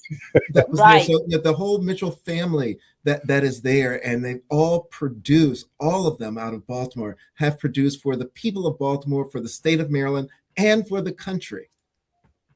I am I'm amazed at the rich history that is. While I was there, I visited Perrin Mitchell's childhood home and the neighborhood that he grew up in. And for those of us who are African Americans and have any appreciation of the role that these African Americans played in Second Reconstruction, in setting the foundation for the privileges and the rights that we enjoy in the modern era, I can only reflect upon in this moment that their contributions were so great that I am equally as concerned that the era that we live in, we might find ourselves looking, Barbara, at fewer and fewer African Americans in Congress and in state legislatures. And that should be deeply troubling even for Maryland 12. Mm-hmm. Yes. And it's imperative. Barbara, folks. Gina's giving me the signal. I promise you. We'll discuss this when we come forward. I'm Jesse Jackson Jr. More on KBLA Talk 1580 when we come forward. You're listening. While you're stuck in traffic, we can at least bring you up to speed on the news of the day. You're listening to Jesse Jackson Jr. only on KBLA Talk 1580.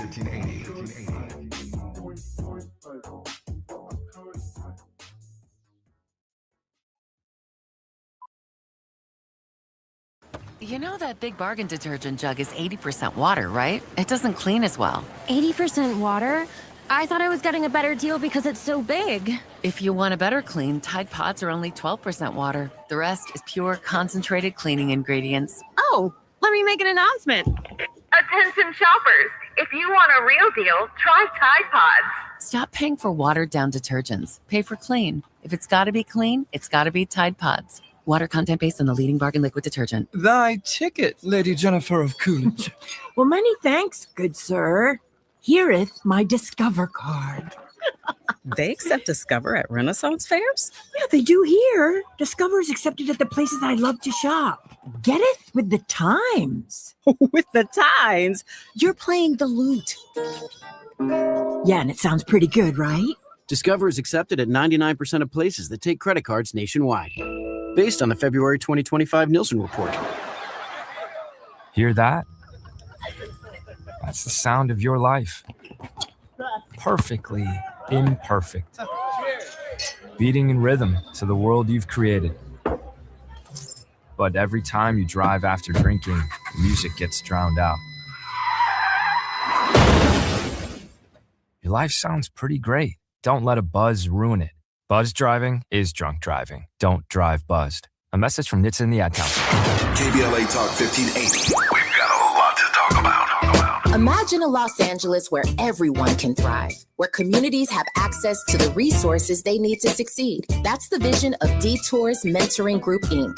They're dedicated to improving life in LA County by providing educational support, employment assistance, and spaces for community engagement. By 2050, they want LA to be the best place to connect, create, learn, live, and play. They're working toward an education system that's well-resourced and culturally responsive, becoming a hub for artists and innovators, and making sure everyone has access to healthy food, quality healthcare, and safe housing. It's about building a future where we all have the chance to succeed. We invite you to learn more about their mission and get involved with Detours Mentoring Group, Inc. This is a community call to action from KBLA Talk 1580.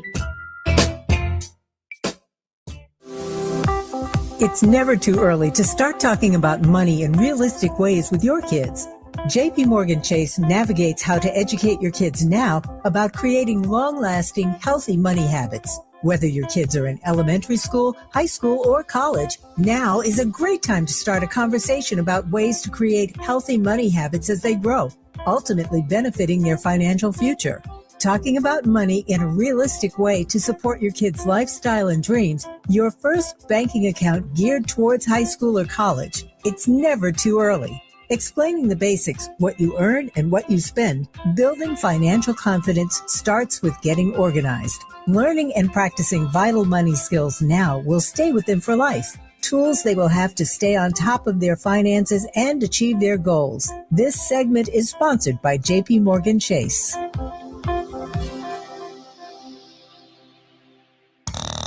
Now back to more of Jesse Jackson Jr. on KBLA Talk 1580. The Jesse Jackson Jr. Show. The Jesse Jackson Jr. Show. The Jesse Jackson Jr. Show. The Jesse Jackson Jr. Show. King Quality, drop the beat. Come on and talk with me. Come on and listen to me. Come on and talk with me. Come on and listen to me. KBLA Talk 1580. Download the app. It's Tenacious Tuesdays on the Jesse Jackson Jr. Show. Our very special contributing guest, the president of the Transformative Justice Coalition, none other than Barbara Arnwine, where we're always on the grind with her. Today, she's brought the chairman of the Transformative Justice Coalition, attorney Daryl Jones, and I'm particularly grateful that both of them are here on our program. Daryl, if I might ask you a question, and I always ask our guests, for which Barbara is always prepared, to end our show on a final word of hope, approximately 3 minutes at the top of the hour. I do want to ask this question because this is Black History Month. Daryl, if 20 years from now, we had to reflect upon this moment in American history, and you had to write the story, what would the story say? Wow, great question. If I had to write a story 20 years from now about where we are right now in the United States, I believe that what I would say, I'm confident that what I would say is there came a great challenge to the United States of America. There came a great challenge to the belief of democracy, to the pillars of democracy. And the question that was presented to us at this time is, where do we stand at this moment? Will we meet the moment and stand up for democracy and push forward so to build a stronger, more inclusive society? That's what I think where we are right now. And I tell you, Barbara will tell you, I'm a Marylander through and through. I believe that Maryland can show America how to lead the way. Maryland has the only African-American governor in this country right now, the third ever in the history of the country, but Maryland now has the only elected African-American governor. We have an Asian American woman who is the lieutenant governor. We have a Latino, Afro-Latino that is our Speaker of the House. We have a woman that is our comptroller. We have elected officials up and down, and we have one of the only Black women elected to the U.S. Senate. So I think the question that where I would lay it and what I would write about right now is that we were met with a great challenge to our democracy, a great challenge to who we are principally as a people. And the question becomes, will we rise to it? And I think that, and you harken back to the great Elijah Cummings, and I always pull on him when I say this, when we're in this moment right now with all that's happening around us, all the negatives, we're better than this. As a country, we're better than this. And I think that what's going to have happen, and what we're going to see happen, is that people are going to continue to rise up and show that we're better than the negative moments that we find ourselves in. And that's why March the 28th at this NoKings.org is going to be so off the charts, that everyone will be a part of it, have a chance to raise their voice and to show that we're better than the moment that we find ourselves in right now. Thank you, Mr. Chairman. Barbara, I don't say this to flatter you, but I am saying it to flatter you. There's no doubt in my mind that when the history of this moment is written and it is clearly understood, your leadership in this hour was pivotal in this fight to save democracy and to save the republic. If you had to write the history today that you would want read 20 years from now, Attorney Barbara Arnwine, what would that history say? That we rose to the moment, that we showed up and we showed out, that we stopped the fascistic forces of the Trump oligarchy, and that we defeated them. That they got as far as they could. The lawyers capitulated. The big law capitulated too much.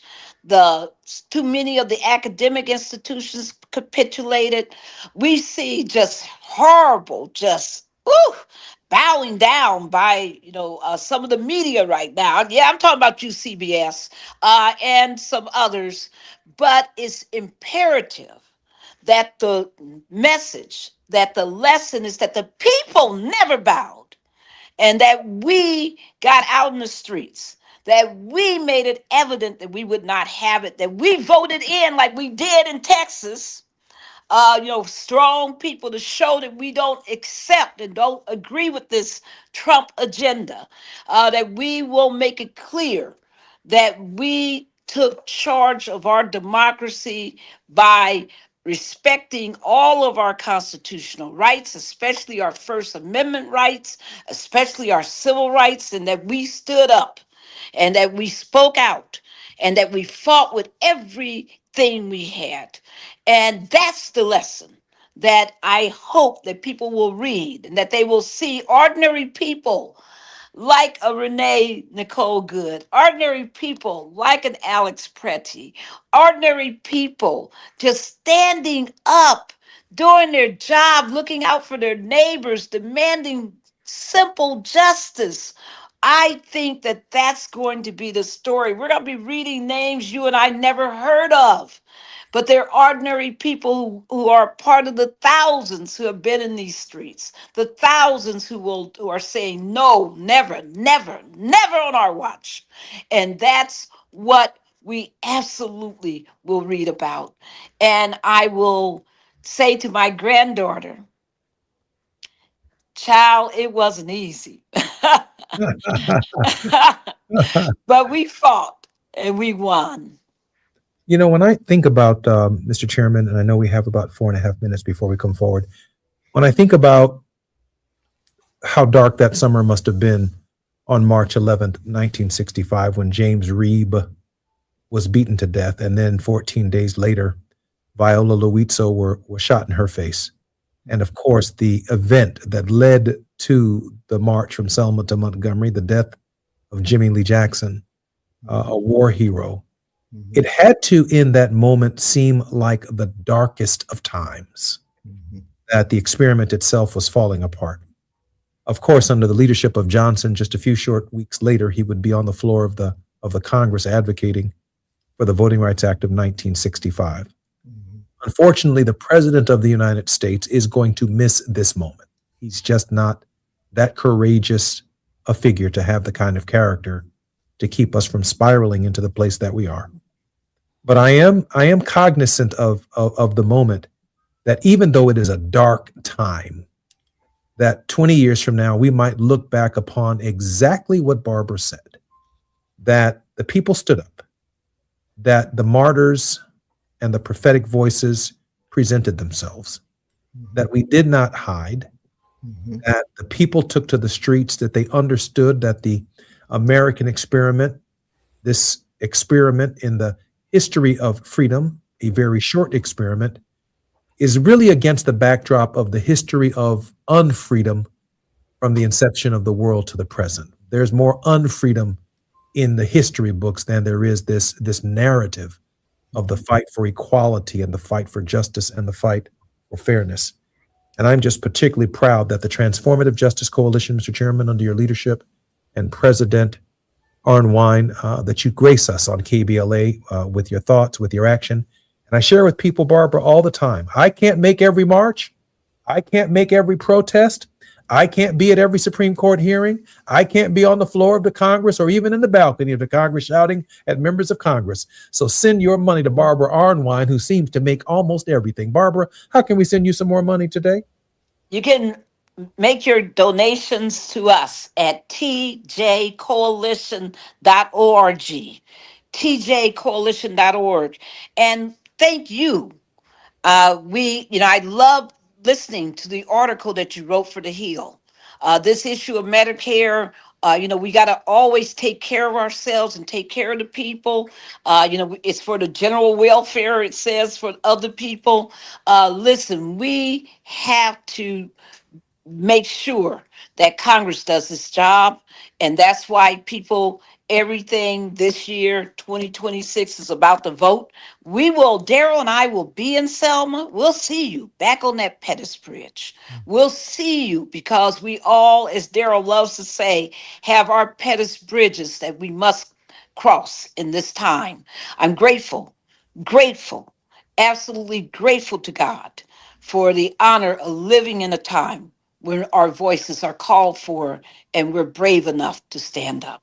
You've been listening to the leadership of the Transformative Justice Coalition, Chairman Daryl D. Jones, Esquire, and President Barbara Arnwine. More on KBLA Talk 1580 when we come forward tomorrow on Wealthy Wednesdays.